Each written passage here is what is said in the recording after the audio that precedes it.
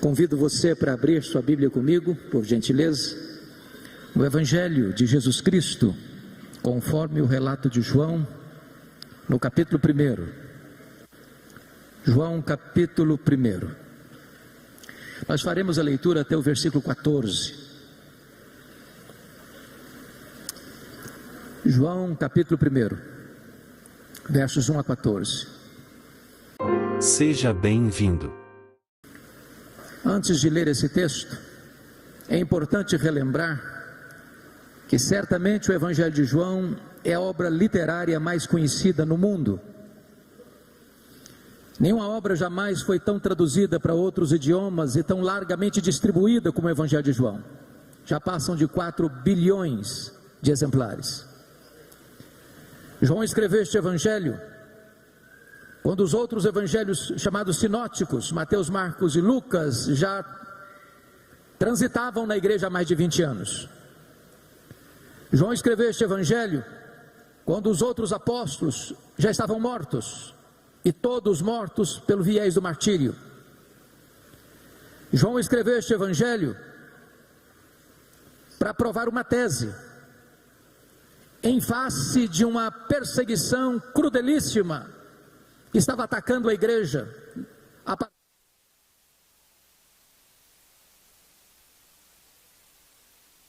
Uma espécie de concubinato entre a fé judaica e a filosofia grega. Os gregos acreditavam no chamado dualismo: matéria essencialmente má, espírito essencialmente bom. Então os gregos negavam desta forma 3 doutrinas essenciais da fé cristã: a criação, a encarnação e a ressurreição. Para eles, Jesus não podia ser Deus e homem ao mesmo tempo, porque se ele tinha um corpo, e ele tinha, e se o corpo é físico e material, ele é, e se na mente deles a matéria era essencialmente má, então Jesus não podia ser essencialmente bom. Se ele não podia ser essencialmente bom, ele não podia ser Deus. Logo começa a se negar a divindade de Cristo no final do 1º século. E João escreve este Evangelho para provar uma tese: a tese de que Jesus Cristo é verdadeiramente Deus, sem deixar de ser verdadeiramente homem. Ele não deixou de ser Deus ao encarnar-se, não deixou de ser homem ao retornar para o céu como Deus.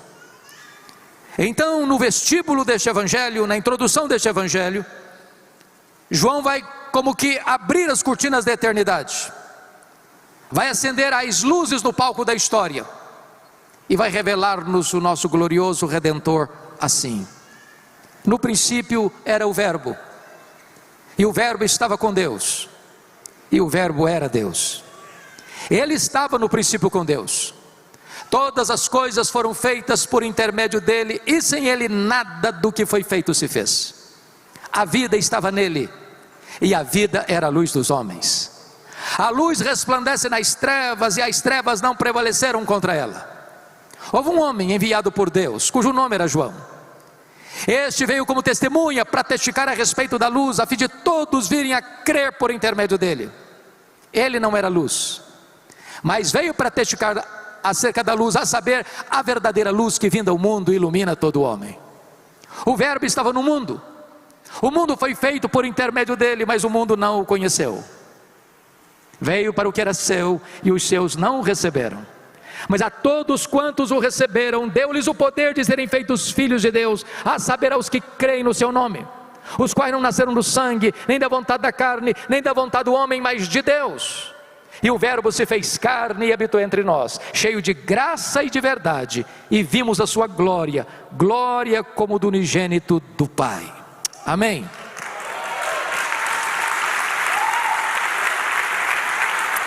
Quando João abre as cortinas da eternidade para revelar-nos Jesus, ele quase nos tira o fôlego de começo, porque ele começa assim: no princípio era o Verbo.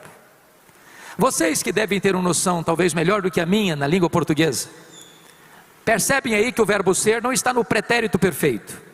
Ele não diz no princípio foi o Verbo, mas está no pretérito imperfeito. No princípio era o Verbo. Isso significa que quando tudo teve um princípio, e diz a Bíblia que no princípio criou Deus os céus e a terra, o Verbo já existia. Portanto, ele preexiste ao início, ao começo, à criação. E se ele preexiste ao início, Ele é eterno. E a eternidade é um atributo exclusivo de Deus.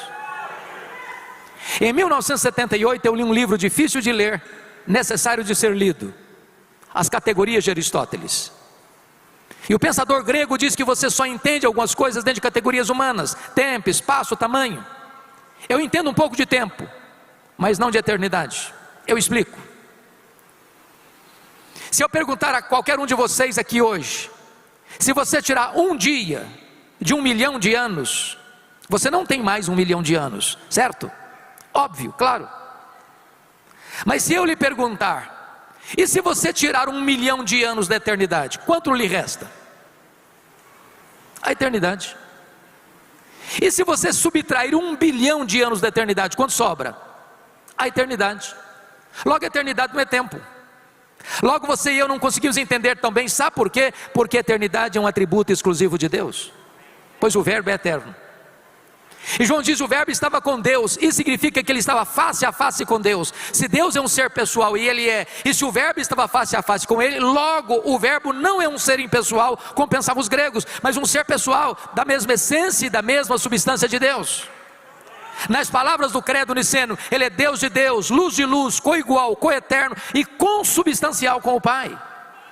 E João conclui assim: o verbo era Deus, não um ser inferior a Deus, como pensara Ário de Alexandria, não ser apenas superior aos anjos, mas um ser da mesma essência, tendo os mesmos atributos e realizando as mesmas obras. Eu preciso então concordar com o pensador C.S. Lewis quando disse o seguinte: com respeito a Jesus, você só tem 3 opções: ou ele é um mentiroso, ou ele é um lunático, um louco, ou ele é Deus. Se ele não é quem ele disse ser, é um mentiroso. Se ele não é quem ele pensou ser, bom, então é um lunático, é um louco. Mas se ele é quem ele disse ser, bom, então ele é Deus. Porque foi ele quem disse: quem me vê a mim, vê o Pai, porque eu e o Pai somos um. Só nos resta fazer o que Tomé fez, curvarmos-nos aos seus pés e dizermos: Senhor meu e Deus meu, pois o verbo é eterno, o verbo é pessoal e o verbo é divino. Mas quando ele vai para o verso 2, ele diz algo sublime: ele estava no princípio com Deus. Que princípio? No princípio criou Deus os céus e a terra. Quando os céus e a terra foram criados, o nosso glorioso Redentor estava lá. Mas não estava lá passivamente, ele estava lá ativamente, porque o verso 3 diz: todas as coisas foram feitas por intermédio dele, e sem ele nada do que foi feito se fez. Isso nos leva a 4 conclusões inevitáveis. Primeira, a matéria não é eterna, como pensavam os gregos. A matéria foi criada. Do nada, sem matéria pré-existente, ele criou todas as coisas, pela palavra do seu poder. Este mundo é feito de matéria e energia. Matéria e energia não criam a si mesmas. Este mundo é governado por leis. Leis não criam a si mesmas. Logo, alguém fora da matéria, maior do que a matéria, criou este mundo material, estabeleceu leis para governá-lo, e este é o nosso glorioso Redentor. Segundo lugar, este mundo não veio à existência por geração espontânea. A teoria da geração espontânea não está calçada com a verdade. Perdoe-me da expressão: esse mundo não pariu a si mesmo. Esse mundo não deu à luz a si mesmo. Esse mundo não surgiu por vontade própria. Este mundo foi criado, e criado pelo nosso glorioso Redentor. Terceiro lugar, este mundo não é produto de uma mega explosão cósmica. A teoria do Big Bang não está calçada com a verdade. Isso porque o caos não produz o cosmos, a desordem não produz a ordem. Um rato correndo atabalhoadamente sobre as teclas de um piano não arrancaria dali serenata ao luar. Seria mais fácil você acreditar que se eu jogar para o espaço 1 bilhão de letras, elas caíssem com uma grande enciclopédia, do que eu acreditar que uma explosão produziu esse cosmos tão vasto, tão extraordinariamente harmonioso, com leis tão precisas, com movimentos tão cirúrgicos. Eu posso até lhes garantir que é preciso ter mais fé para ser um ateu do que para ser um crente. Pense comigo, nós estamos no planeta Terra. Será que foi o acaso que nos deixou aqui? Uma explosão que nos deixou aqui? Links na descrição desse vídeo. É óbvio que não. Nós estamos rigorosamente onde deveríamos estar. Se nós estivéssemos mais longe do sol, nós morreríamos congelados. Se nós estivéssemos mais perto do sol, nós morreríamos queimados. Não, não foi o acaso que nos deixou aqui, foram as mãos do nosso glorioso Redentor. Pense comigo na Lua, o nosso satélite. Vocês sabem que a Lua é a faxineira do planeta Terra. Não houver a Lua com as suas fases, não haveria as marés dos oceanos. Se não houvesse as marés dos oceanos, as praias se encheriam de lixo e a vida seria impossível no nosso planeta. Não foi uma explosão que deixou a Lua na sua órbita, foram as mãos do nosso glorioso Redentor. Todas as coisas foram feitas por intermédio dele, e sem ele nada do que foi feito se fez. Mas a quarta conclusão é que este mundo não é resultado de uma evolução de milhões e milhões de anos. Vocês se lembram que em 1859, Charles Darwin publicava o seu livro A Origem das Espécies em Londres, na Inglaterra. A primeira edição esgota-se no dia do lançamento. De lá para cá, a chamada teoria da evolução tem sido ensinada desde o ensino fundamental ao pós-doutorado hoje como uma verdade científica. Falta-lhe, entretanto, a evidência das provas. Meus irmãos, criacionismo não é artigo de fé, criacionismo não é artigo de religião, criacionismo é artigo de ciência. Que o mundo foi criado, a ciência prova. O que nós cremos pela fé é que este mundo que foi criado pelo nosso glorioso Redentor. O que é importante pensar hoje é quão grande é o nosso glorioso Redentor. Todo o culto de hoje à noite esteve endereçado para destacar a grandeza de Jesus, a glória de Jesus, a pessoa de Jesus, os atributos de Jesus, a obra de Jesus. E nós viemos aqui por causa de Jesus. E o final último da nossa vida é glorificar a Jesus, é desfrutar da presença de Jesus, é usufruir comunhão com Jesus. Mas quem Ele é? Quão grande Ele é? Quão majestoso Ele é? Quando o profeta Isaías estava pensando na grandeza dEle, na majestade dEle, num texto profético messiânico, diz que este é aquele que mede as águas na concha da sua mão. Pense comigo no Pacífico, no Atlântico, no Índico, no Mediterrâneo. Este é aquele que pesa o pó das montanhas em balança de precisão. Este é aquele que mede os céus a palmos. Este é aquele que espalha as estrelas no firmamento, e por ser forte em força e grande em poder, quando as chama pelo nome, nenhuma só delas vem a faltar. Este é o nosso glorioso Redentor. Agora pergunte a um astrônomo, por mais peregrina que seja a sua inteligência, por mais robusto que seja o seu conhecimento, qual é o tamanho exato deste universo? Sabe qual é a resposta dele? Eu não sei. Se ele for honesto, ele vai dizer, eu não sei. Não é que ele está confessando uma ignorância absoluta, é que nenhum homem é capaz de afirmar exatamente qual é o tamanho do universo, até porque esta é uma matéria em aberto e em estudo. Mas o que eles já sabem e afirmam é que o nosso universo tem mais de 93 bilhões de anos-luz de diâmetro. E o que significa isso? Significa que se você voar a velocidade da luz, nessa velocidade, 300 mil quilômetros por segundo, você demoraria mais de 93 bilhões de anos para ir de um extremo ao outro do universo. Pois não há um centímetro desse universo onde Jesus não possa dizer, isso aqui é meu, eu criei isso aqui e sou o dono disso aqui. Pergunte a um astrônomo quantas estrelas existem. Sabe qual é a resposta dele? Eu não sei. Mas os cientistas já sabem e afirmam que há mais estrelas no firmamento que todos os grãos de areia de todas as praias e desertos do nosso planeta. Vá um dia à praia, encha sua mão, a concha da sua mão de areia, bote numa tábua de vidro e tenha paciência de contar quantos grãos de areia você consegue botar na concha da sua mão.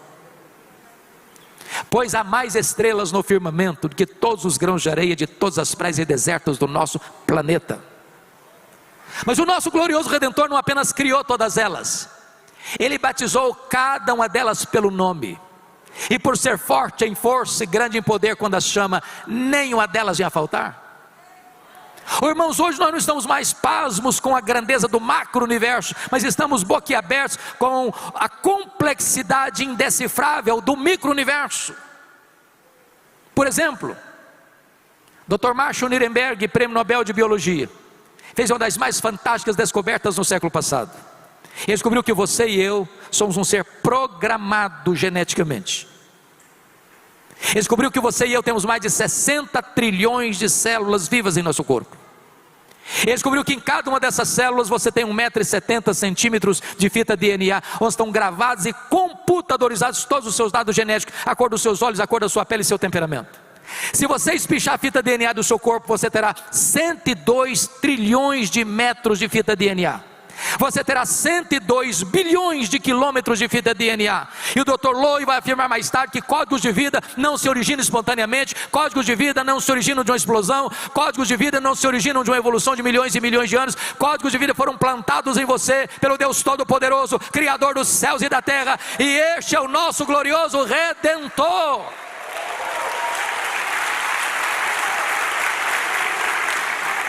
Quando João vai para o verso 2, verso 4, ele quase nos tira o fôlego de novo, porque ele diz: e a vida estava nele. Todos os seres que existem, anjos, homens, animais, o universo sem fim, só existe porque recebeu vida dele. Ele é autoexistente. Alguém pergunta: quem criou Deus? Resposta: ninguém, ele não foi criado, ele é o Criador. Mas quando ele passou a existir? Não, ele não passou a existir. Ele é eterno, ele é o Pai da eternidade. Se você está aqui hoje e você está vivo, é porque Ele está mantendo a sua vida, porque nele vivemos, nos movemos e existimos. Ele quem nos dá a respiração e tudo mais. Então você está aqui hoje, num ano em que quase 180 mil brasileiros morreram, e muita gente melhor do que nós morreu. É porque Ele tem um plano a cumprir na sua vida. Nós dependemos dele. Mas este que é autor e mantenedor da vida, Ele é a luz dos homens. E o que é glorioso é que a luz resplandece nas trevas, e as trevas não prevaleceram contra ela. Nem você nem eu jamais vimos uma luz ter medo das trevas. Por menor que seja a luz e por mais trevosa que seja a treva, quando a luz chega, a treva tem que ir embora. Então ninguém ameaça Jesus, nem o diabo, nem os demônios, nem o inferno, nem os mundos, nem os poderosos deste século, nem uma filosofia humana, nem qualquer conspiração no submundo das trevas pode ameaçar o nosso glorioso Redentor. Aonde Ele chega, a libertação, a cura, a perdão, a libertação, a transformação. Bom, eu disse para vocês que João escreveu este evangelho para provar uma tese. Qual tese? É que Jesus é verdadeiramente Deus. Até aqui, no verso 5, ele provou essa tese de duas maneiras. Ele é Deus porque tem os mesmos atributos. Ele é eterno, Ele é pessoal, Ele é divino, Ele é autoexistente. Mas em segundo lugar, Ele é Deus porque Ele realiza as mesmas obras de Deus. Ele é o Criador, o doador e o mantenedor da vida. Bom, se Ele é isso mesmo, e Ele é, eu preciso dizer algo a você nesta noite. Nenhum de nós pode sair daqui sem tomar uma decisão a respeito de Jesus. Usando as palavras do autor do livro A Ética da Decisão, eu vou lhe dizer que você nesta noite é escravo da sua liberdade. Você é como uma pessoa dentro de uma canoa, rio abaixo, à beira de um abismo. Você precisa tomar uma decisão. Ou você pula da canoa e nada até a margem, ou você rema e ancora a canoa num porto seguro, ou você finge que não tem abismo e fica dentro da canoa até ser esmagado pela fúria das águas. Só uma coisa você não pode deixar de fazer: é tomar uma decisão. Mas talvez você diga: bom, eu vim aqui hoje, fui convidado até para vir, e eu não estou tomando decisão nenhuma. Aliás, eu estou até indeciso. Eu preciso lhe dizer que a indecisão é uma decisão. A indecisão é a decisão de não decidir. Mas com respeito a Jesus isso não é possível. Sabe por quê? Foi Ele quem disse: quem não é por mim, é contra mim. Quem comigo não ajunta, espalha.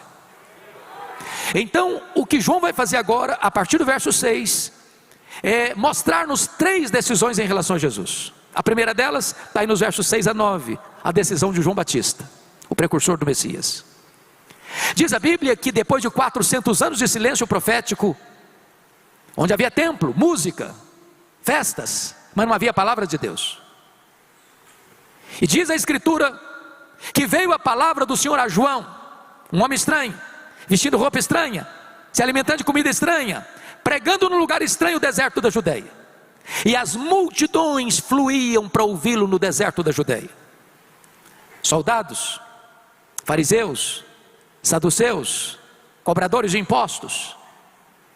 E diz Lucas que quando essas multidões vêm, todos, não alguns, todos, começam a cogitar algo perigoso, que chega aos ouvidos de João Batista como o sibilo da serpente, com uma pergunta muito perigosa. E a pergunta era esta: porventura, tu não és o próprio Cristo? Olha a tentação aí, olha a sedução aí, olha a tentativa de botar um homem no pedestal aí. Se João engolisse essa isca venenosa, ele podia pensar assim: bom, pensando bem, eu acho que eu sou um fenômeno. Olha aí essa multidão toda atrás de mim. Se ele tivesse engolido essa isca venenosa, ele podia pensar assim: bom, na verdade, se eu me declarar Messias aqui, o povo eu já tenho do meu lado. Mas ele não engoliu a isca venenosa, ele foi categórico: eu não sou o Messias, eu sou o seu precursor. Eu não sou o verbo, eu sou apenas uma voz que clama no deserto. Eu não sou a luz, eu vim para testificar da luz, a saber, a verdadeira luz que vinda ao mundo ilumina todo homem. Eu não sou o cordeiro, eu aponto para Jesus e digo: eis o cordeiro de Deus que tira o pecado do mundo. Eu não sou o noivo, eu sou apenas o amigo do noivo. Eu batizo com água, mas aquele que vem depois de mim é mais poderoso do que eu, e ele vos batizará com o Espírito Santo e com fogo. Eu não sou digno de curvar-me e desatar as correias das suas sandálias. O meu lema de vida é: convém que ele cresça e que eu diminua. Sabe o que João está nos ensinando? Nunca queira receber a glória que só pertence a Jesus. A segunda decisão, irmãos, está aí no verso 10 e 11. É a rejeição de Jesus. O verbo estava no mundo, o mundo foi feito por intermédio dele, mas o mundo não o conheceu. Veio para o que era seu e os seus não o receberam. Quem são os seus aí? Os judeus, o povo de Israel. Mas não receberam por quê? Por falta de luz? Não, por falta de olhos. Por falta de evidências? Não, por falta de fé. Porque toda a história do Antigo Testamento tinha a finalidade de apontar para o Messias e preparar a chegada do Messias. Desde Gênesis 3:15, na semente da mulher nascerá aquele que esmagará a cabeça da serpente. Os patriarcas falaram dele, os profetas apontaram para ele, o cordeiro da Páscoa era um símbolo dele, o tabernáculo era um símbolo dele, a arca da aliança era um símbolo dele, o que estava dentro da arca, as tábuas da lei, o vaso com maná, a vara seca de Arão que floresceu, era um símbolo dele. A tampa da arca, o propiciatório, era um símbolo dele. As festas de Israel eram um símbolo dele. Os sacrifícios eram um símbolo dele. O sábado era um símbolo dele. Tudo era sombra, ele a realidade. Na plenitude dos tempos ele veio.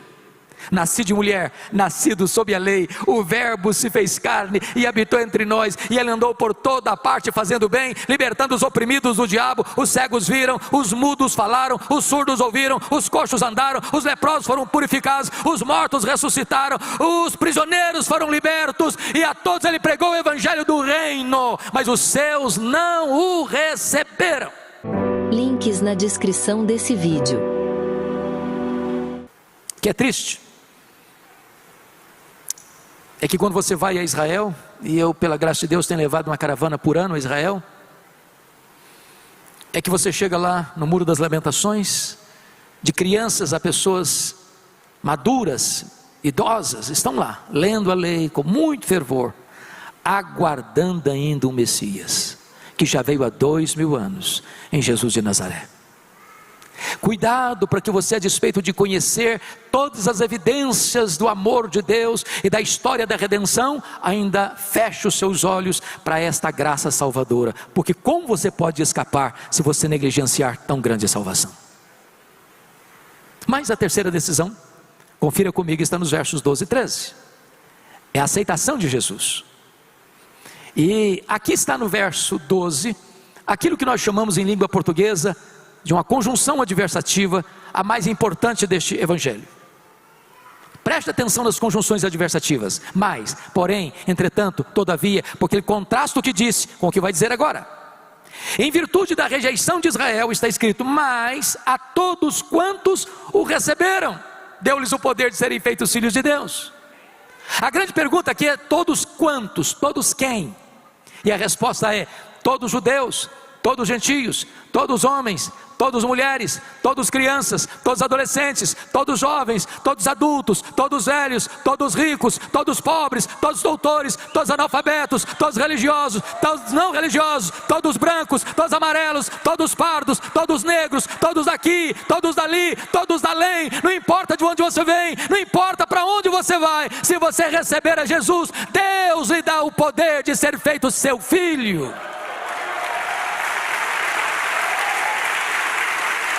É claro então que nem todos são filhos de Deus. Ser filho de Deus não é algo natural. Ninguém é filho de Deus porque nasce num país chamado cristão, porque frequenta uma igreja chamada cristã, ou porque mesmo nasceu numa família chamada cristã. Para ser filho de Deus, você precisa nascer de novo, você precisa nascer da água do Espírito, você precisa nascer de cima, você precisa nascer do Espírito Santo, você precisa ser nova criatura, uma nova mente, um novo coração, uma nova vida, uma nova família, uma nova herança, uma nova pátria. Mas João não quer que você nem eu saiamos aqui confusos acerca do que significa ser filho de Deus. Por isso ele explica melhor no verso 13. Primeiro, os quais não nasceram do sangue. O que significa dizer isso? O que significa isso? Ser filho de Deus não é algo hereditário. Ser filho de Deus, claro, meu pai é o pastor da igreja. A minha mãe até dirige uma reunião de oração na igreja. Ô, gente, ser filho de pastor deve ser coisa boa. Eu não sou, mas deve ser. Ter uma mãe de oração certamente é algo fantástico, mas isso não faz de você filho de Deus. Aí você pergunta para você: é filho de Deus? É claro, eu sou calvinista desde que nasci, sou arminiano desde o berço. Bom, ser calvinista, ser arminiano pode ser bom para você, mas isso não faz de você filho de Deus. Para você ser filho de Deus, você tem que nascer do Espírito. Um milagre extraordinário tem que acontecer. Quando Deus vem e arranca a venda dos seus olhos, o tampão dos seus ouvidos, entra dentro de você, tira o coração de pedra e lhe dá um coração de carne, você se torna nova criatura. O texto diz mais: os quais não nasceram do sangue, nem da vontade da carne. Sabe o que significa isso? Nenhum de nós tem competência para se autodeclarar filho de Deus. A salvação não está na sua mão, nem na minha, nem na mão da igreja. A salvação está na mão de Deus. Ao Senhor pertence a salvação. Só Ele pode fazer de você seu filho. E a condição que Ele requer é que você receba Jesus como seu Salvador, como o Senhor da sua vida. Terceiro, os quais não nasceram da vontade do homem. Sabe o que significa isso? Nem JB, nem eu, nem sua equipe pastoral, nem os profetas, nem os apóstolos, nem os pais da igreja, nem os reformadores, nem os avivalistas, nem Maria, nem Pedro, nem Paulo, nem o Papa, nem a igreja, nem a denominação, nem qualquer concílio eclesiástico pode dizer para você: seja filho de Deus. Nós não temos essa competência. Só o próprio Deus pode fazer esse milagre. Só o próprio Deus pode fazer de você seu filho, e a condição que Ele requer é que você receba a Jesus Cristo como Senhor da sua vida. Mas agora João nos leva para o final, para o versículo 14. Atanásio, o grande campeão da ortodoxia cristã, lá no Concílio de Nicéia em 325, enfrentando as teses heréticas de Ario, finca uma bandeira da ortodoxia, defendendo a divindade de Jesus Cristo, escreveu um livro, está em português, A Encarnação do Verbo. E ele diz que a encarnação é o maior mistério do cristianismo. E é mesmo. O que está escrito aí? E o verbo se fez carne. A pergunta é: que verbo? E a resposta é: o verbo eterno, pessoal, divino, autoexistente, criador, verdadeira luz que ilumina todo homem. O verbo que é Deus, autoexistente, infinito, imenso, imutável, eterno, onipotente, onipresente, onisciente, transcendente, soberano. Que numa linguagem bíblica, nem os céus dos céus pode contê-lo. E diz o apóstolo Paulo em Filipenses que ele a si mesmo se esvaziou. Ele não foi esvaziado, ele se esvaziou. Até que ponto? Aquele que nem os céus pode contê-lo, vai se esvaziando, se esvaziando, se esvaziando, se esvaziando, a ponto de se transformar em um zigoto, um embrião, um feto, um bebê, que nasce de uma virgem, enfaixado em panos e colocado numa manjedoura. Aquele bebê é o Rei da glória, é o Criador do universo, é o Senhor absoluto das nações, é o cabeça da igreja, é o dono da igreja, é o Senhor da nossa vida. Mas ele não veio para habitar longe de nós não, ele veio para habitar entre nós. Ele vestiu pele humana, ele calçou as sandálias da humildade, ele pisou o nosso chão, ele comeu o nosso pão, ele bebeu a nossa água, ele sentiu a nossa dor, ele carregou sobre o seu corpo no madeiro com o nosso pecado, ele morreu por nós, ele ressuscitou para a nossa justificação, ele ascendeu aos céus, ele derramou o Espírito Santo, ele governa o mundo e ele voltará pessoalmente, visivelmente, audivelmente, inesperadamente, repentinamente, gloriosamente, para buscar a sua igreja. Mas ele não veio cheio de justiça e juízo, porque se ele tivesse vindo cheio de justiça e juízo, ele nos esmagaria. A Bíblia diz que o melhor de nós, as nossas justiças aos olhos dele, não passam de trapos de imundícia. JB, eu sempre pergunto a mim assim: meu Deus, se o melhor de mim é trapo de imundícia, e o pior de mim, o que é? Mas ele veio cheio de graça e de verdade, nos apanhou arruinados, sujos, depravados, condenados, mortos dos nossos delitos e pecados, e ele nos amou, e ele nos lavou, e ele nos transformou, e ele nos restaurou, e ele nos fez assentar nas regiões celestes, acima de todo principado e potestade, e ele nos fez membros da família de Deus. E João conclui assim: e vimos a sua glória, glória como do unigênito do Pai. Você sabe que glória não é um atributo de Deus. Glória é a somatória de todos os atributos de Deus, quando ele se manifesta no seu resplendor. Quando Deus mandava um profeta lá no Velho Testamento, via de regra, ele apontava para um atributo. Isaías enfatizou a santidade, Amós enfatizou a justiça, Osés enfatizou a misericórdia. Mas quando vem Jesus, ele não vem para falar deste daquele atributo, ele vem para revelar Deus. Sabe por quê? Porque ele é a exata expressão de Deus, ele é o resplendor da glória, nele habitou corporalmente toda a plenitude da divindade. Por isso ele diz: quem me vê a mim, vê o Pai, porque eu e o Pai somos um. Você quer saber quem é Deus? Olha para Jesus. Você quer saber quão santo é Deus? Olha para Jesus. Você quer saber quão poderoso é Deus? Olha para Jesus. Você quer saber como Deus ama você? Olha para Jesus. Ele é a exegese de Deus. Mas eu quero concluir dizendo para vocês que João escreveu este evangelho para fazer o quê? Provar uma tese. Qual tese? Jesus Cristo é verdadeiramente Deus.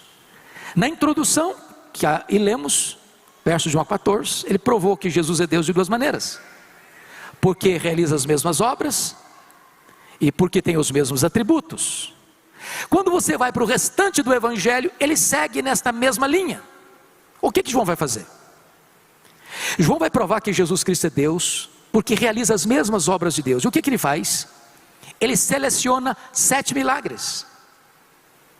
E ele mesmo diz no capítulo 20 que se fosse registrar todos os sinais, não caberiam nos livros. Mas por que 7? Porque 7 é o número da perfeição. Se ele faz as obras de Deus, logo ele é Deus. Então João seleciona 7 milagres. O primeiro deles no capítulo 2, ele transforma água em vinho. O segundo milagre no capítulo 4, ele cura o filho do oficial. O terceiro milagre no capítulo 5, ele cura o paralítico de Betesda. O quarto milagre no capítulo 6, ele multiplica pães e peixes. O quinto milagre no capítulo 6 ainda, ele anda sobre o mar. O sexto milagre no capítulo 9, ele cura um cego de nascença. O sétimo milagre no capítulo 11, ele ressuscita Lázaro. Se ele faz as obras de Deus, logo ele é Deus. Mas João vai provar que ele é Deus porque ele tem os mesmos atributos de Deus. O que João vai fazer? João vai pegar uma declaração de Jesus, está lá em João 8,58. Antes que Abraão existisse, eu sou. Eu sou é o grande nome de Deus revelado a Moisés no Sinai. É o Deus Iavé, ou Deus Javé. Links na descrição desse vídeo. Você sabe que a palavra Jeová é uma junção de Adonai com Javé. Você pega as consoantes de Javé com as vogais de Adonai e forma o nome Jeová. pois Jesus é o Jeová do Velho Testamento. E João vai provar que Jesus é Deus, porque ele tem os mesmos atributos de Deus. Ele é o grande eu sou. João seleciona 7 declarações de Jesus: eu sou. A primeira delas em João 6,35, eu sou o pão da vida. A segunda em João 8,12, eu sou a luz do mundo. A terceira em João 10,9, eu sou a porta. A quarta em João 10,11, eu sou o bom pastor. A quinta em João 11,25, eu sou a ressurreição e a vida. A sexta em João 14,6, eu sou o caminho e a verdade e a vida. A sétima em João 15,1, eu sou a videira verdadeira. Se Jesus tem os mesmos atributos de Deus, logo ele é Deus.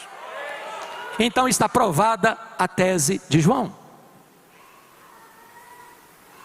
Você e eu viemos aqui hoje por causa de Jesus, para conhecermos a Jesus. E o que é maravilhoso, o profeta já havia nos dito: conheçamos e prossigamos em conhecer.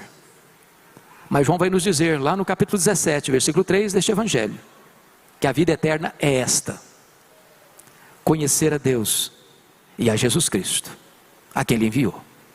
Sabe o que significa isso? Você e eu nunca esgotaremos o conhecimento de Jesus. Ele é inesgotável em seu ser. Por toda eternidade, se eu poderia falar em dia, semana, meses, anos, séculos, milênios na eternidade, jamais haverá um dia em que alguém possa dizer: anjos, querubins, serafins, os remidos em glória, dizer assim: agora conheço tudo, não tem mais nada para conhecer, agora a vida virou assim, botar no piloto automático, agora não tem mais nada de novidade. Pois nós vamos conhecer, e nós vamos conhecer, e nós vamos conhecer, e nós vamos conhecer, e nós vamos nos deleitar nele, e nós vamos viver para a glória dele, e nós vamos servir a ele, e nós vamos reinar com ele, e nós vamos desfrutar da glória dele, e nunca jamais nós esgotaremos o conhecimento daquele que é a razão da nossa vida, o nosso amado Redentor, o nosso Senhor, o nosso pastor, a nossa justiça, a nossa paz, a razão da nossa vida. Portanto, a ele nesta noite nós tributamos a honra, a glória e o louvor hoje pelos séculos eternos. Aleluia, amém.